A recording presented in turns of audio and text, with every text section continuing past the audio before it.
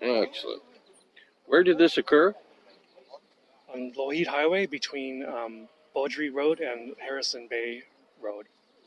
On the left-hand side, I was driving east. What date did this take place? It was April 24th.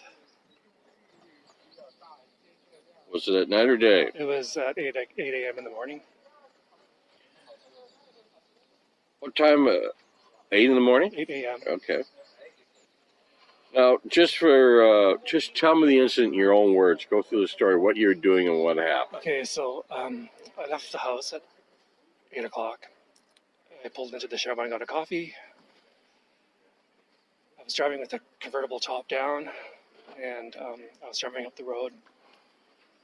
And I noticed on the left something walking in the trees, and I could see the silhouette of a head and shoulders and part of the back, and it was like that.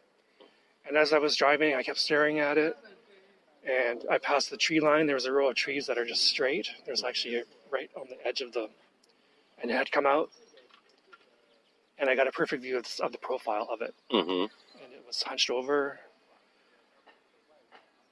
and it was walking with bent knees, and one of the legs was at a 45-degree angle like that. Mm-hmm. And then I kept driving. Okay, you didn't stop? I didn't stop. Okay. Now, this was actually in someone's yard. It had come out of the tree line. That little forest there, it's not actually forest, it's someone's yard that has trees that are 50 to 60 years old. So it's an open area, but with trees growing. And it had stepped out of that area into the clear area between the trees and the person's house. I don't know who lives there. Mm-hmm. Did it actually go? Did you see where it went? It was heading towards the backyard. It was heading towards the backyard. Yes. Yeah, okay. But it didn't look at me. It just kept its head forward. Mm-hmm. Just describe the area where it was for me again. That area, there's a couple of houses at the first intersection at Beaudry Road. Then there's a bunch of trees. It looks like it's a vacant lot. It's virgin forest. It goes into the forest, and then there's a house right beside that. Mm-hmm. And then beside that, there was a trailer, and there was a Honda Civic parked there. So it's basically a single house property right on the highway. All by itself, right beside an attractive forest. Mm-hmm. And the reason, what were you doing in the area at the time? Why were you there? My niece was visiting her grandfather in Chilliwack, and I was driving through Agassiz to I was driving to get to Chilliwack to take her to the airport in Richmond. Mm-hmm. What distance would you estimate you were from the thing when you saw it? Just guessing. Maybe 35 meters. Mm-hmm. What color was it? It was dark brown from head to toe. There was nothing. I didn't see any skin tone. There's one color all from head to toe. Okay. What was your first impression? The first impression, I saw it. I thought there's someone doing yard work this early in the morning. And then when I saw it on its profile, I thought, gee, that guy's wearing baggy clothes. Mm-hmm. Then I'm driving up the highway and I'm going, what the hell did I just see? That wasn't a person. There was no clothes. I couldn't see any white hands. I couldn't see any white on the face. It was too big and didn't walk like a human. And then I'm thinking, oh my God, I just saw a Sasquatch. Okay. And the thing is, you don't realize it because there's no reference card in your brain to identify a Sasquatch immediately. So you have to put the pieces together, and then you figure out what it was. How did you react? I kind of was like disbelief. I didn't want it to be real. I didn't want it to be. And then I was like thinking all the way, driving to my niece's to pick her up. That's fucking Sasquatch. And I was just going, should I tell her? And I said, well, I thought, no, I'm not going to tell her because she stays up at my father's house, and I don't want her to be scared. Mm-hmm. What was it doing? It was just walking. Mm-hmm. You saw it walking the whole time? It was moving the whole time? Yes, you saw it? I first saw it in the tree line, and it had come out of the tree line. Mm-hmm. Was it hairy? Yes, it was. The dark brown must have been hair. Did it stand and walk upright? Yes, it was upright. Did you ever see it go down on all fours? No, I did not. No. How tall would you estimate the subject to have been? I'm thinking it's probably going to be between 8 and 9 feet. When you saw it go by the house, how tall was it in comparison with the side of the house? It didn't go. I didn't see it go behind the house. I saw it between the trees and the fence. Okay. Fence attack. Yeah. So I bet you it was almost the same height as the fence. Okay. But hunched over. Which would be? The fence, I don't know. Taller than a man, shorter than a It's man? probably taller. Yeah. How much do you think it weighed? I'm just guessing, maybe 400, 500, 600 pounds. Yeah, but definitely heavier than a man. It was big. It was huge. How long do you think you saw it for? 3 seconds? Did it see you? No.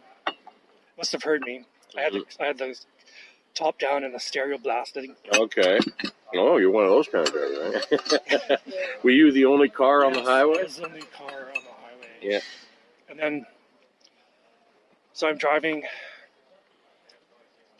After I realized what it was. When you're driving towards Agassiz through this area, you go up this little mountain range. It's like a mini Malahat. Mm-hmm. So I pulled off at the pull-out up there. And I texted my niece where my location was because she wanted to know where I was. And I still have the text, and it was 8:19 in the morning. Did you notice any facial features? No, I didn't see a face. Could you tell if it was male or female? From the profile, there was no breasts, so it must have been male. Do you know that, or are you guessing? I don't know. I didn't see any. Okay. I'd tell the sex of it. Could you describe the arms for me? This is the strangest part. I didn't see the arms. It was kind of like either I caught the mid movement and where they were parallel with the body, or it was hiding its arms for some reason while it was. Okay. Did you smell anything before, during, or after? No, I didn't smell anything. Are there any other physical characteristics of the subject that stand out in your mind? Yes, when I saw it from the back, if it was like if the Sasquatch was in a clock in the middle of it, I saw it from 5 o'clock. Mm-hmm. The profile of the back, the head was kind of, there's no neck. It's just a rounded shape, and then the shoulders. So you not only saw it in profile, you saw it from the back as well. Yes. So it's definitely moving from the road towards the back of the house. It was moving from the trees inside the tree line outside of the tree line towards the back of the house. Okay. So you actually were able, in the time you saw it, walk from the tree line, almost hit the back, because I'm just going by the drawing you made. Or the drawing you made on the picture. Yeah. That's how I saw it in the profile, but it was actually, when I saw it from the back, it was still within the trees. So it must have been right on the edge of the trees when I saw its back. Okay. I take it you did not go back to check for footprints. No, I didn't. No. Did you report what you saw? I told my brother that day when I got back from the airport. My brother was there, and I told him that I saw it. And we went for a drive to spot the location. And I said that's where it happened. I remember the tree line, straight trees, on the forest one side and the house on the other, and there was so that's the only place on that road that has those features. So we went back to the house, and then I just didn't want to freak him out. Yeah. How did he react when you told him what you saw? I think he knows that they're around. Mm-hmm. I think he's trying to deny it. Yeah. Because he doesn't. Mm-hmm. So I stopped. I chatted about it for a while, explained to him what I saw, and then I stopped talking about it because I just didn't want to freak him out. And then I thought about it, and then I went back that night and I took pictures. I walked down the street and I took pictures of the location. Yeah. And then for the next 3 nights, I stayed at the house because I was house sitting because my father was in Calgary, and I was so scared that I had to lights on and the TV on all night long, and the blinds closed. I couldn't sleep. Mm-hmm. So then when I got back to my house in West Vancouver, Mm-hmm. I decided to make a report on it. Okay. And I found your website. Mm-hmm. West Coast Sasquatch. And I wanted to make it a local report. Mm-hmm. So that's the one I chose. Okay. You did not tell the RCMP or anything No, about it. I didn't. Describe your general outdoor experience for me. Do you go camping or anything like that, or? I used to be a Boy Scout, and I've camped around here a couple of times in Sasquatch Park. I'm never going to go back there. I have some. My father has 5 acres, and most of it in the back is all wooded. So I thought, being out here, that I'd put up some trail cams. So I have 2 of them on the property, and I've caught bears and bobcats and coyotes and squirrels, and so I have those on my YouTube page. I have Okay. So I have some videos of my capturing of the camera. So when you see a bear, you know what you're looking at. You see a elk, you know what you're looking at. Okay. The bear was. I caught a video of a bear walking. My sister was walking in the back with her coffee in the morning, and the bear followed her in the back. Were there? I take it there were no other witnesses. You were alone in the car. No one else. What do you think it was? Well, there's only 3 things that it could be. Either I was hallucinating, it was someone in a costume, or it was a Sasquatch. Has any of your friends or family members ever reported an incident like this before? No.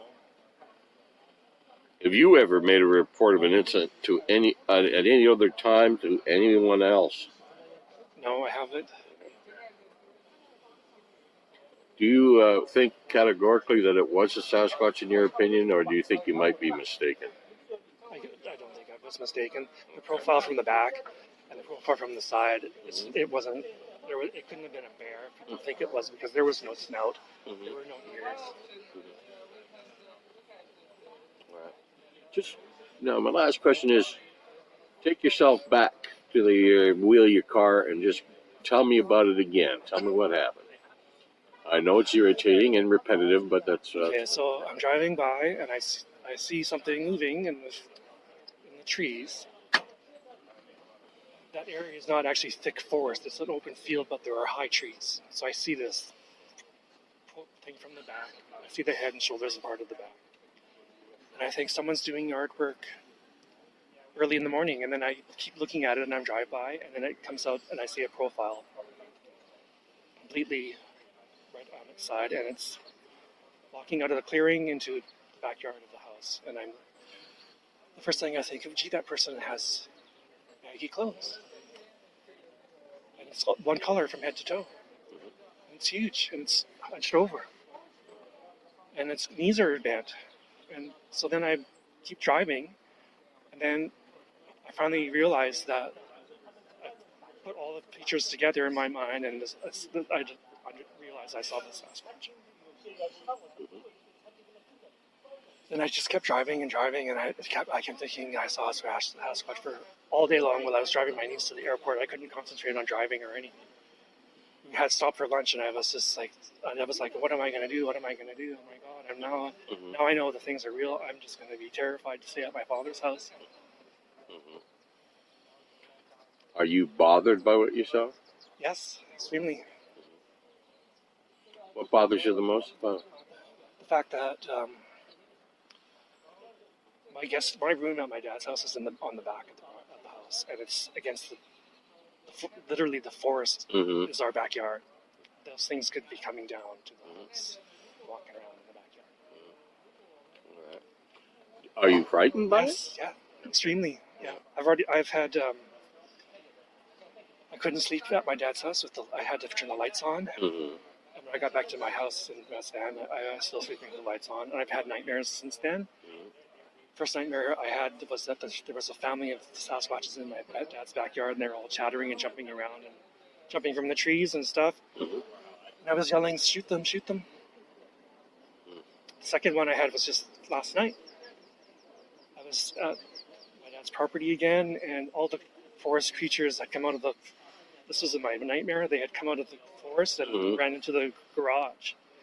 And then the Sasquatch had come out of the forest into our backyard. And my brother and I, all we had were baseball bats. And I was trying to hit its knees. So I've been like traumatized almost.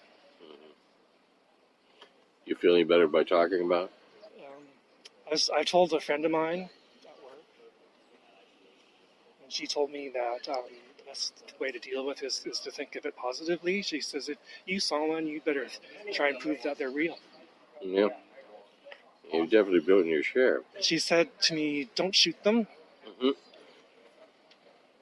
So I'm going to try to take her advice. Okay. But I don't know how I'm going to deal sleeping.